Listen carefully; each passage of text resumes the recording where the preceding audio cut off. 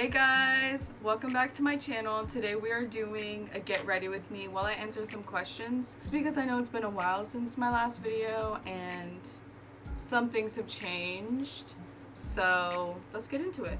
I know this is kind of like a sit down video, so it's like a little bit different, but I do have some questions on my phone. I'm just gonna start from the top. These are general questions.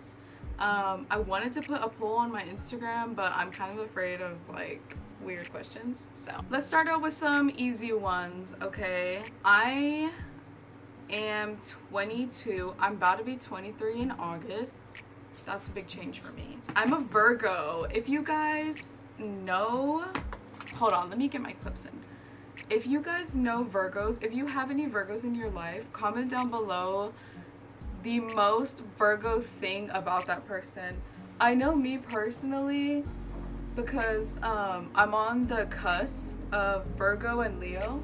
So I have a Leo in my chart. I think I'm like Leo moon, and I'm a Scorpio ascendant or like Scorpio rising. And a lot of people say, or not like a lot of people say, but like what I've read is that your moon is like the actual representation of you, or like that's how you perceive yourself.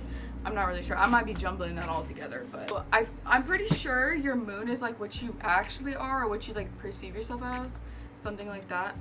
I'm not going in with any primer today because I usually don't. This is gonna be light makeup because I don't really have anything to do today other than just edit some videos I've already shot.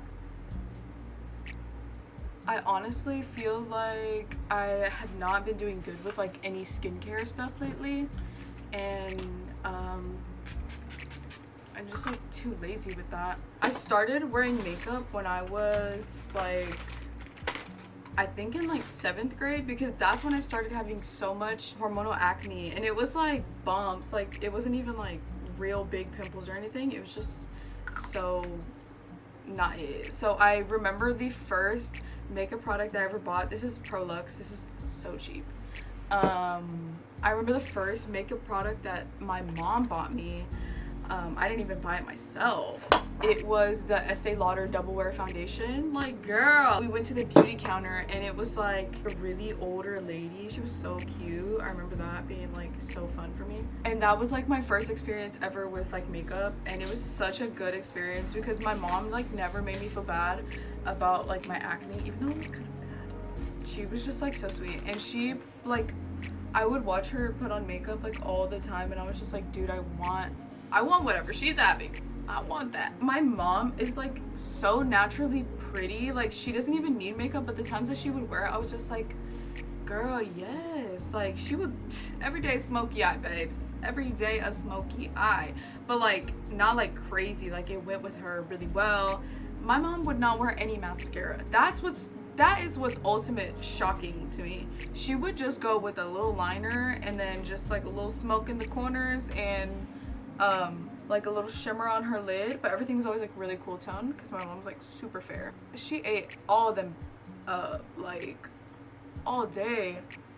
I'm just kind of trying to use it as concealer in a way. This is usually what I do. For makeup, for like stage and for like music videos and stuff, I definitely pack it on. This is just not that. So I really need to catch up. And the thing when you're working for yourself, it always feels like you can do whatever you want, but really and truly, like, if you move that way, you're just gonna be sitting on a lot of money. And I'm trying to break that habit of feeling like, oh, I'm my own boss, I can do whatever I want. Like, yes, you can, technically you could, but also you're only in business because of the people. Like, you still at the end of the day work for somebody. It's a mindset. It's definitely a mindset thing. You have to be able to sacrifice that mindset in order to succeed with businesses. It's all about the people, and it's all about the client, and it's all about the way you treat people and the way you work. Anyways, let's move on to the next question. So, who's the most influential person in your life? I wouldn't even say person, I would say people. My whole life is just built on community. I would say the most influential people is my mom and dad. Being that like I wanted to do music from a really young age, of course, like there's a lot of unknown, uncertainty. I'll say uncertainty. That's like really scary for people that grew up in Mexican households. Sorry to get like traditional on y'all. My parents are pretty traditional in the sense that their parents weren't rich.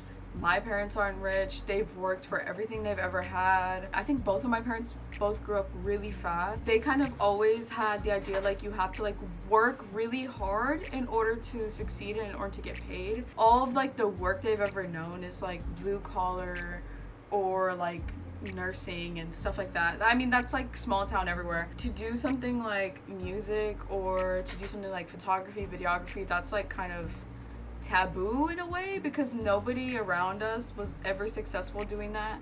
That's more so looked at as like a hobby instead of a career or a dream instead of something more feasible. That's how they grew up. And then when it came around time for me to go to college and, you know, start looking into my future, I knew for sure I wanted to go to school. I just didn't know what I was going to go to school for and how I was going to do it because like I said, my parents are like not rich at all. Like we haven't had much given to us in this life other than, you know, the little bit that my parents have worked really hard for. By the grace of God, I was able to go to school. Now, whenever that happened, my parents tried their hardest to like help me out with like tuition and FAFSA and like all the paperwork side. My parents have never done that in their life. So like that was so hard, and I feel like that really like put a halt on our relationship because they just could not help me. And I think when you're like a grown-up like that and as a parent, I feel like it's so challenging to feel helpless in your child's life. I feel like that's really scary. Through all of that, they just learned and adapted and just changed so well. Like even with the times, like of course there's been times where they're like, you know, this is not for sure. Nothing is for sure in this industry that you want to go into. So like you need to have a backup plan. You need to have a backup to the backup plan. You need to have like all the things. It's always been on like the back of my mind, but they've never ever made me feel like I couldn't do it. Like my parents have always supported the ideology of that. And anytime I get like a little bit of success here and there from music or, you know, any of the other things that I put myself into, bro, they are like ecstatic over the moon. They're like, girl, you're one step closer, you gotta keep going. They've just done so much to help my brothers and I just experience good and experience, you know, whatever it is that we say we want to do, whether it's like 1 month to the next and we want to do this and then we want to do that and we forget about the other thing. They don't even care. They just continue to just push us to do the things that we think are going to make us happy and things that we love. And yeah, I went like really off track. Sorry about that, guys. They're just such good parents. Of course, nobody's perfect. No family is perfect. We've gone through our fair share of, you know, dysfunctionality and all that because, I mean, everybody does. It's like nothing is like perfect. I mean, unless you're fucking rich, but like even that is still not perfect. It's just so much easier to love them. It's just so much easier. They make it so easy. Anyways, let's go to the next question, y'all. Where would you be if you hadn't followed your dreams? Before I was going to school, I had like a couple options as to what I was gonna do because remember I was like, I don't even know if I can go to school. I don't know how I'm gonna pay for it, like all of the good stuff. I was gonna go to be a veterinarian because my best friend at the time, she was going to school to be a vet, or she was choosing that, like that was gonna be her idea. And I was like, dude, you know, I've done ag, I've done vet med, like all of that good stuff. And I was like, you know what? I could definitely see myself doing that and being like a district vet, like one that travels. That would have been like really cool for me. I think I would have liked it a lot. But that's like my yeehaw era. Like that is a version of me that I don't know if anybody has really ever seen besides like the people I grew up with. They know my yeehaw era is never gonna go away. She's just dormant right now. She's in ice. If y'all ever do get to see me in my boots, just know I eat them up. I eat them all the way up.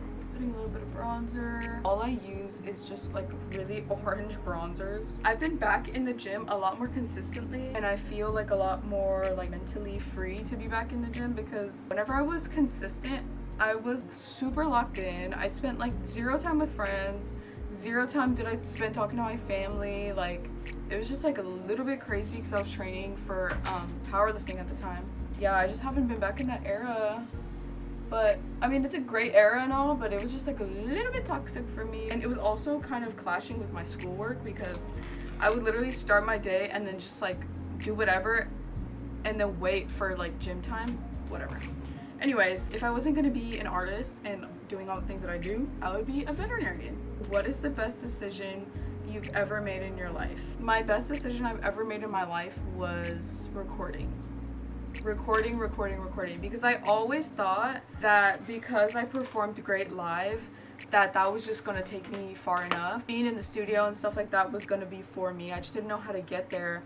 So whenever I went to Shriner, that's when I first started recording in a studio, you know, working with other people. And I think that collaboration work is just so important, and I don't really get a lot of that now anymore, but I think it's just so important. I think it really like shaped who I am as an artist and showed me a lot about who I could be and who I want to be. So my best decision would be ever stepping foot in the studio and taking that leap, baby, because that leap was scary. It was so scary for me. I'm just gonna powder real quick. But that right there, and then I dropped my first album. Dropping that album was such a blessing in disguise because it went well and then it went so bad. And now I'm just like, yo, I'm never making that mistake again. If you know, you know. And if you don't, it's kind of crazy. What is my biggest pet peeve? My biggest pet peeve is I know all of the steps to do the right things, like for myself, not like for everybody else. Like I'm not gonna be doing bad stuff to people, but like I'm saying, like for myself, and in order for me to be successful, like I know all of the things that makes me success. I know all the things. Greatest life accomplishment. Life accomplishment. Accomplishment would be Greatest life accomplishment. Oh my god. I know all the things that make me successful and lead to my success, and I just hold myself back so much because of like fear or perception or perfection, things like that. Yeah, I've been told a lot by people that I have like such a great extroverted personality that I could just like talk to people and just like do things and all that, and it seems like I'm so fearless. I'm actually really not. I do have my fair share of like struggles in that world, but I definitely try and just, you know, think about the greater good of myself and everybody around me, because really and truly it's like, girl, why are we scared for? Or why are we being nice to somebody who's not nice to us? Why, you know, like so many opportunities can be missed and have been missed in my life because of the way that I used to operate through fear.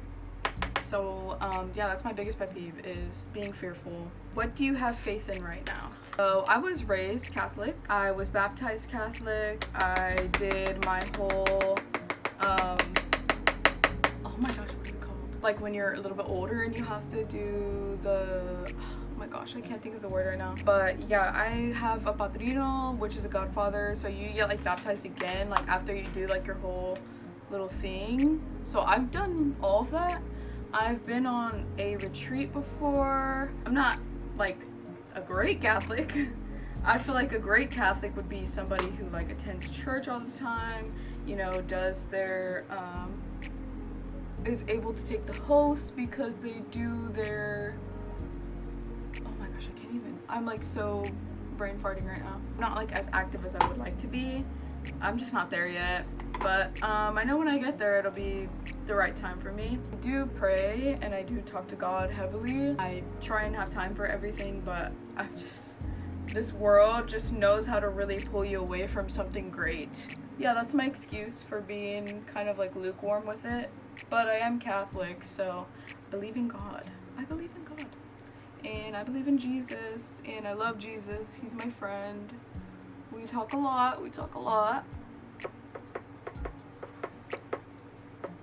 What's the question you can't seem to find the answer to?